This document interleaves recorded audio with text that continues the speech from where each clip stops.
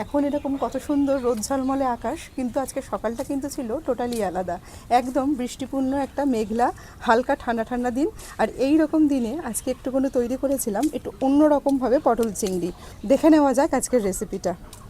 বেশিরভাগ সময়ের জন্যই যখনই পটল চিংড়ি তৈরি করি মূলত আদা জিরে বাটা দিয়েই তৈরি করি, খুব একটা বিশেষ তেল ঝাল মশলা ব্যবহার করি না।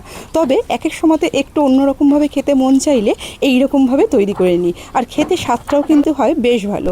এখানে তরকারির জন্য আলু আর পটলটাকে একটু ডুমো ডুমো করে কেটে নিয়েছি, আর পটলের একটু খোসা রেখে কাটার চেষ্টা করেছি, এতে পটলগুলো তরকারির মধ্যে পড়লে একবারে নেতিয়ে যায় না। এরপর একটা বাটিতে 1 চামচ ধনে গুঁড়ো, 1 চামচ জিরে গুঁড়ো, পরিমাণ মতো লঙ্কার গুঁড়ো আর পরিমাণ মতো নুন আর হলুদ দিয়ে করতে হবে।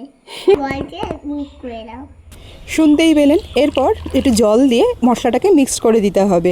তা এক্ষেত্রে আমি মিক্স করার জন্য কিন্তু গরম জল ব্যবহার করেছি। আর অন্যদিকে আলু আর পটলটাকে তো আগেই ধুয়ে রেখে দিয়েছিলাম। চলে যাচ্ছি মূল রান্নায়। কড়াইতে পরিমাণ মতন তেল দিয়ে দিয়েছি, আর এক্ষেত্রে আগে থেকে যে কেটে রাখা পটলটা ছিল সেই পটলটাকে প্রথমে আগে ভেজে নেব। পটলগুলো ভেজে নেওয়ার সময় কিন্তু নুন হলুদ আমি কিছুই দিইনি, শুধুমাত্র পটলগুলোকে ভেজে তেল থেকে তুলে রেখে দেবো। আর এই বাদবাকি তেলের মধ্যেই যে চিংড়ি মাছটা আছে সেই চিংড়ি মাছটাকেও ভেজে নেব। এখানে আমি প্রায় 300 গ্রাম মতন চিংড়ি ব্যবহার করেছি। নুন হলুদ মাখিয়ে ওই তেলের মধ্যেই ভেজে তেল সমেত চিংড়িটাকে উঠিয়ে নেব।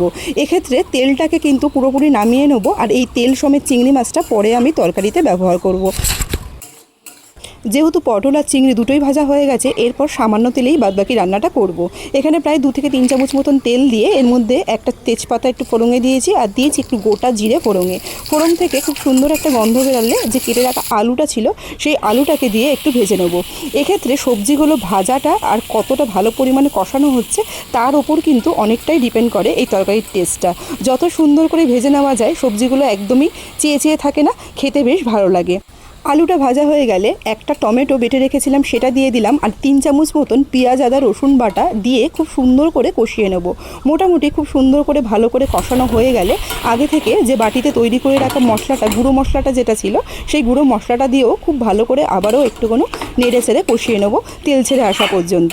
যেহেতু এই পর্যায়ে আমি খুব বেশি তেল দিইনি, খুব একটা বিশেষ তেল ছেড়ে আসবে না, মোটামুটি কাঁচা গন্ধটা চলে গেলেই এর মধ্যে আগে থেকে ভেজে রাখা যে পটল আর আগে থেকে ভেজে রাখা যে চিংড়ি মাছটা ছিল সেটা দিয়ে দেবো। দিয়ে খুব সুন্দর করে আবারও মিনিট 2-3 মতন কষিয়ে নেব। যত ভালোভাবে কষানো হবে তত কিন্তু রান্নার টেস্টটা ভালো খুলবে। এরপরে ব্যাস ওপর থেকে জল দিয়ে দেবো পরিমাণ মতন। আর এই রান্নাটা কিন্তু একদমই গামাখা গামাখা হবে, সেই হিসাবে জলটা দিতে হবে। চাইলে একটু ঝোলঝোল করা যেতেই পারে, তবে এই ধরনের রান্না একটু গামাখা গামাখা খেতেই বেশি ভালো লাগে। এরপর খুব সুন্দর করে ফুটে আসলে, যেহেতু টমেটো ব্যবহার করেছি, একটুখানি মিষ্টি দিয়ে দেবো যাতে স্বাদের ব্যালেন্সটা খুব সুন্দর হয়। আর ওপর থেকে একটু গরম মশলার গুঁড়ো দিয়ে দেবো পরিমাণ মতন। দিয়ে খুব ভালো করে একটু ফুটিয়ে নিয়ে নামিয়ে নিলেই কিন্তু আলু পটলের তরকারি চিংড়ি মাছ দিয়ে একদম রেডি। অনুষ্ঠান বাড়ির থেকে কোনো অংশে কিন্তু রান্নাটা খেতে কম হবে না, এইটুকুনো কথা দিতে পারি। তো এই ছিল আজকের রেসিপি আর ভিডিও ভালো লাগলে অবশ্যই লাইক কমেন্ট শেয়ার করে একটু পাশে থাকবেন। রেসিপিটা যদি ফেসবুক পেজ থেকে দেখে থাকেন পেজটা একটু ফলো করে নেওয়ার অনুরোধ রইল, আর যদি ইউটিউব চ্যানেল থেকে দেখে থাকেন তাহলে চ্যানেলটা একটু সাবস্ক্রাইব করে নেওয়ার অনুরোধ রইল। দেখা হচ্ছে পরের কোনো ভিডিও নিয়ে, পরের কোনো রেসিপিতে। ততক্ষণে ধন্যবাদ।